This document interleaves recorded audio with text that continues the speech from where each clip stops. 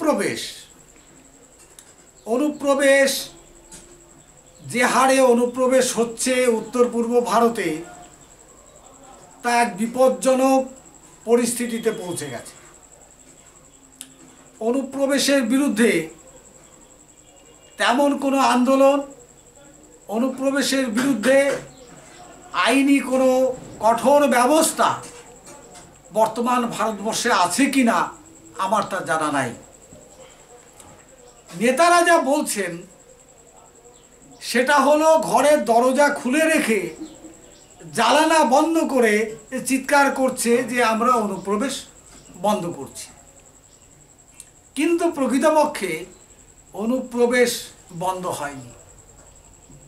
তবে ইদানিং অনুপ্রবেশ নিয়ে দেখা যাচ্ছে মানুষের মধ্যে একেবারে কিঞ্চিত হলেও একটু অনুপ্রবেশ বিরোধী জাগরণ এসেছে। গত কয়েকদিন আগে উত্তর 24 পরগনার বাগদা একদম সীমান্তবর্তী গ্রামে 13 জন বাংলাদেশি অনুপ্রবেশকারী ঢুকে পড়েছিল এবং এই যে অনুপ্রবেশকারী ঢোকা তার সহায়তা করেছিল বাগদারই 2 হিন্দু বাসিন্দা, যারা এই দেশের নাগরিক। তারাই মোটা অঙ্কের অর্থের বিনিময়ে এই অনুপ্রবেশকারীদের এনেছিল। সর্বমোট 13 জন অনুপ্রবেশকারী বাগদা সীমান্ত দিয়ে প্রবেশ করেছিল। স্থানীয় মানুষ দীর্ঘদিন যাবৎ এই খেলাগুলো দেখে দেখে তারা বিরক্ত। শেষ পর্যন্ত এই 13 জন বাংলাদেশি অনুপ্রবেশকারীকে তারা গ্রামের মানুষ ধরে নিয়ে গাছের সাথে পিঠমোড়া দিয়ে বেঁধে রেখেছিল। বেঁধে স্থানীয় থানায় খবর পাঠালে পুলিশ আছে, পুলিশ তাদেরকে গ্রেপ্তার করে নিয়ে যায়। এটা গেল বাগদার ঘটনা। দ্বিতীয় গতকালের ঘটনা আমাদের এখানেই নরেন্দ্রপুর থানার অন্তর্গত এখানে ভাড়া নিয়ে 4 জন বাংলাদেশি অনুপ্রবেশকারী ছিল। মুকুন্দপুরে, কলকাতার উপকণ্ঠে মুকুন্দপুর নামক জায়গায় তারা একটা 4 চাকার প্রাইভেট কার নিয়ে ঘোরাঘুরি করতে করতে সেখানকার মানুষের সন্দেহ হয়।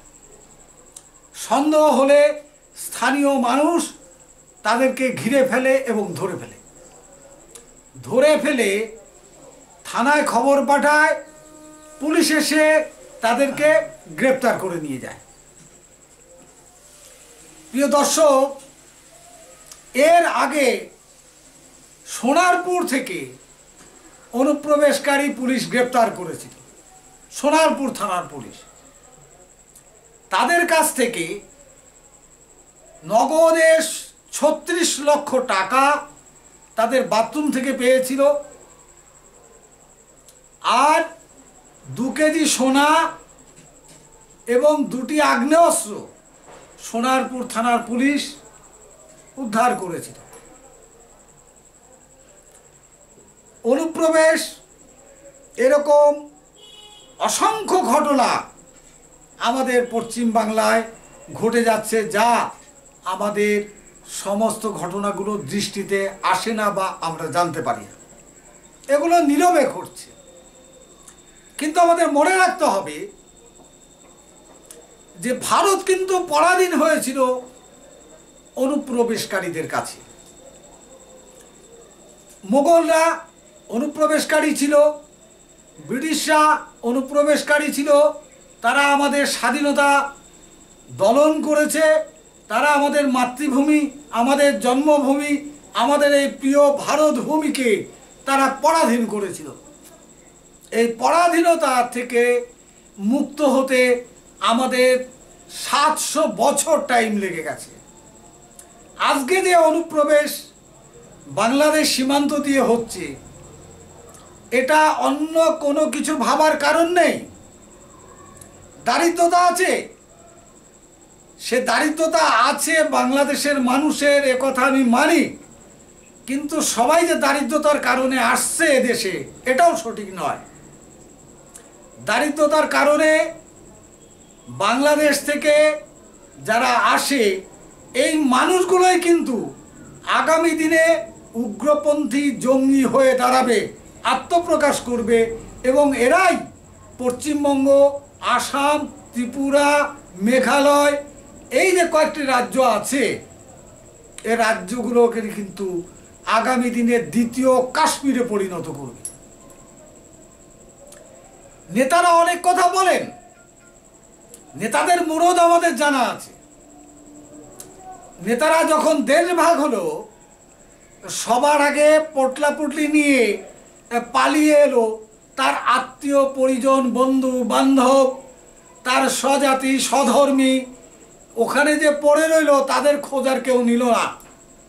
যেমন আজকে হচ্ছে বাংলাদেশে, এই পশ্চিমবঙ্গ, ত্রিপুরায় অসংখ্য নেতা যারা বাংলাদেশে থেকে পালিয়ে এসছে বা পূর্ব পাকিস্তান থেকে পালিয়ে আসছে, আজকে সেই পূর্ব পাকিস্তান বাংলাদেশে দীর্ঘ প্রায় ৭৪ বছর ধরে তার ভাই বোনদের ওপর অত্যাচার চলছে। তারা একটা টু শব্দ পর্যন্ত এখানে করার সাহস পায় না। তাদের লক্ষ্য শুধু ভোট। এই ভোট রাজনীতি আমাদের দেশকে আবার পরাধীনতার দিকে ঠেলে দিচ্ছে। কারণ এরা তো ক্ষমতায় আছে, একেবারে হাতের কবজি দাবিয়ে নিয়ে দুর্নীতি করছে, লক্ষ লক্ষ নয় কোটি কোটি টাকা উপার্জন করছে। যদি আবার বিপদ হয়, একবার বাংলাদেশ থেকে পালিয়ে পশ্চিমবঙ্গে আসছে, আবার পশ্চিমবঙ্গ থেকে পালিয়ে এরা ইউরোপে চলে যাবে বা আমেরিকায় চলে যাবে। এটাই তো ভবিতব্য।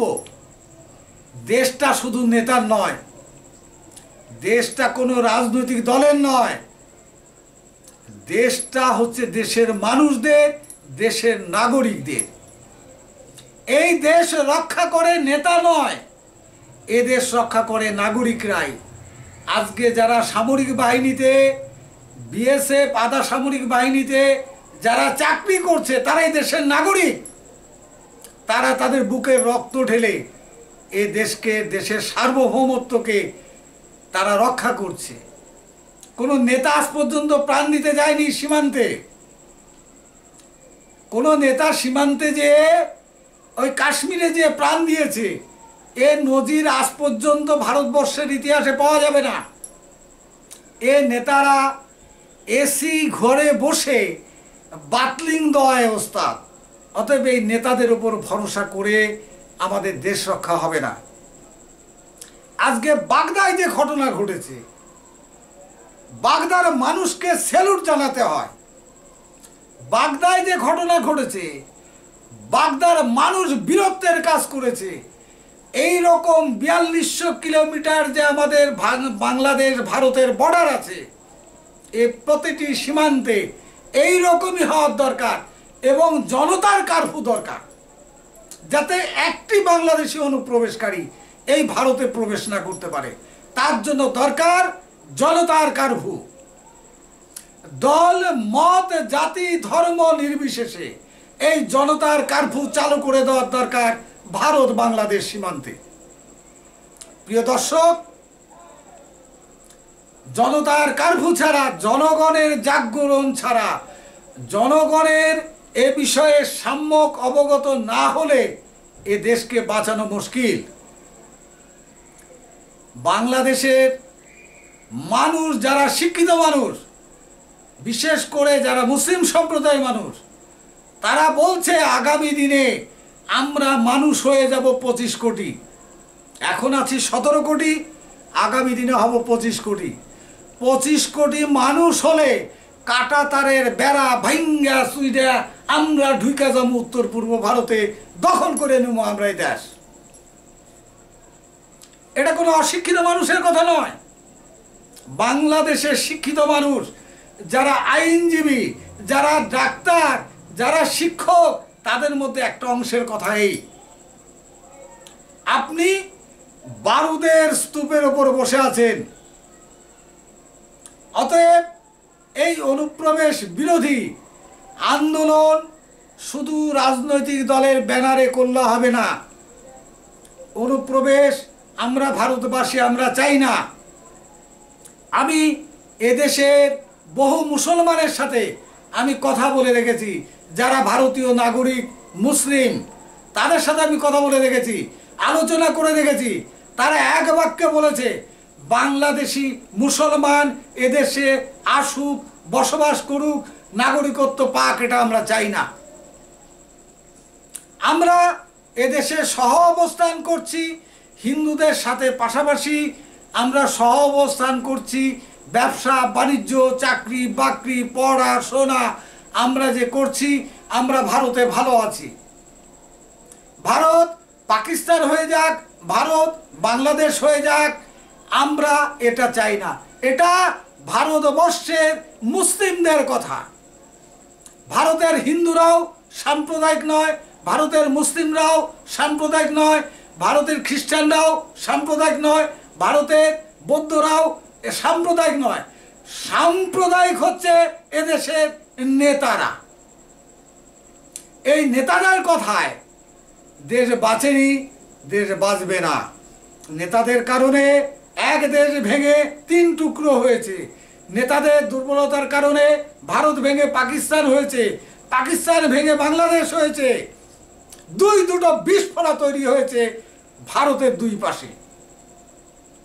অতএব এই অনুপ্রবেশ প্রতিরোধ করার দায়িত্ব প্রতিটি ভারতবাসীর। লাগিয়ে দিন সীমান্তে কারফিউ, একটাও যেন ঢুকতে না পারে।